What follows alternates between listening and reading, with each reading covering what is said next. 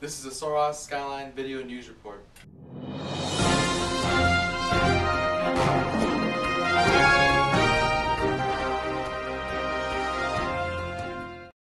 Hi, I'm Brooke Bankson, and this is a Skyline video news report for the week of February 16th. This weekend, Solross hosted the Dan Rudney Mile Swim. The event was renamed after a Solross professor who competed in the annual event and had a love for the sport. There were a total of 11 participants. Here's a look at this event.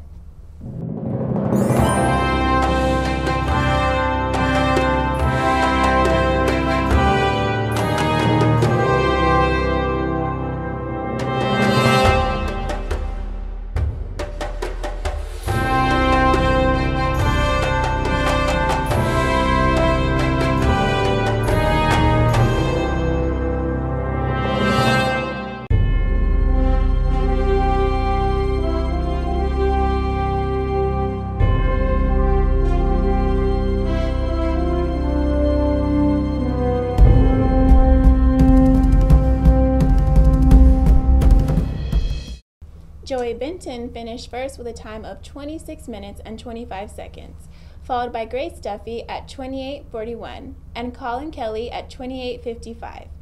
Everyone who participated received a t-shirt and a swim cap to commemorate the event. Now to Josh Castro for some sports. The Lady Lobos fell short twice this weekend to close out their season at home. On Thursday, they were defeated by Schreiner University 61-53. The contest was close the entire game, with Solross leading 34-29 at halftime.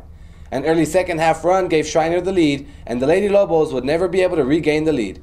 Solross shot 40% from the field and 88% from the free throw line. Krista Ford led the Lady Lobos with 21 points, while Candace Pollard had 18 points and 9 rebounds. On Saturday, the Lady Lobos fell to Texas Lutheran University 80-68 in their final home game. This was another close game in the early goings, with Solross leading at halftime, 39-38. The game remained close until the 2 minutes of the game after TLU went on a 12-0 run to end the game. Solross shot 33% from the floor and 79% from the free throw line. Ford led again with 20 points and 8 rebounds. Pollard added 16 points. Here's some highlights from this weekend's action.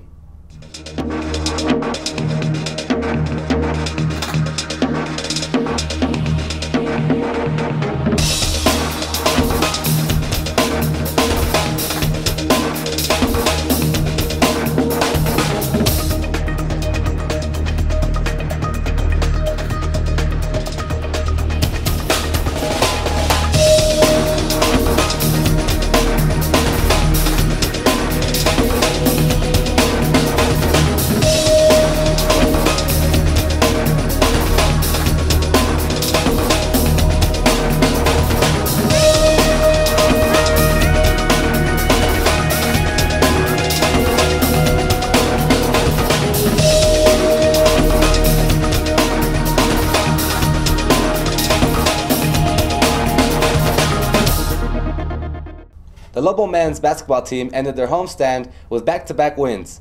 On Thursday, they defeated Schreiner 66-63. Both teams would struggle early, and Schreiner would go on 2 separate runs, giving them the lead at halftime, 26-23. In the second half, Solross would go on a run of their own and hit clutch free throws down the stretch to secure the win.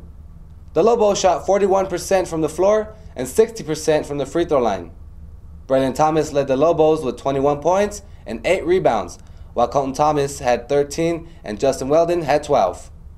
On Saturday, the Lobos would continue their winning ways against Texas Lutheran. Solross came out with a big lead, but the Bulldogs would go on a run and take the lead at halftime, 26-23. In the second half, the Lobos would regain the lead and hold it for most of the game. TLU would tie the game twice before Solross went on an 8-0 run. The Lobos again would hit the clutch free throws, securing the win 62-54. The Lobos shot 40% from the field and 80% from the charity stripe. Thomas led the Lobos again with 21 points and 8 rebounds, while Weldon added 14 and Thompson provided 12. Here's some highlights from this weekend's action.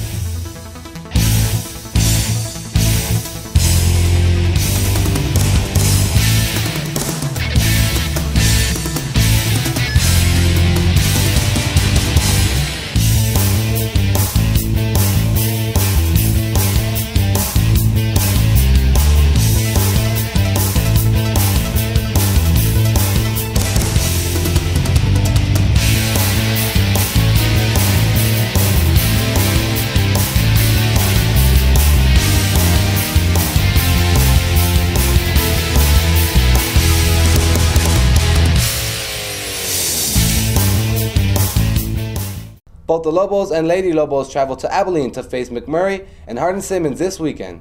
8 seniors were honored in their last appearance in the Gallego Center this weekend. Lady Lobos' Rosa Cruz, Samantha Baker, and Carmen Medina were honored along with Lobo players Jamel Deal, Manuel Mark, Manny Rodriguez, Kristen Smith, and Carl Barnes. Congratulations on your career here at Sul Ross. Now for the word on the street. Hi, I'm Shreya Hall with The Word on the Street. This past weekend, the music world celebrated the Grammys and the life legendary singer Whitney Houston. Rest in peace, Whitney Houston. Our Word on the Street question today is, how will you remember Whitney Houston, and what is your favorite Whitney Houston song? I know for me, it was I'll Always Love You, so that's a pretty good song. I'm gonna listen to it for a whole day. All day long? All day long. I would remember her as a really famous and amazing singer. She was just famous for just her voice and like what a good artist she was. The movie Bodyguard was like one of my favorite movies with Kevin Costner. As a great role model for many young singers. My favorite Whitney Houston song is I'll Always Love You. The song from that movie, And I Will Always Love You. Man, the song from The Bodyguard, I Will Always Love You. It's a classic song. Great vocals.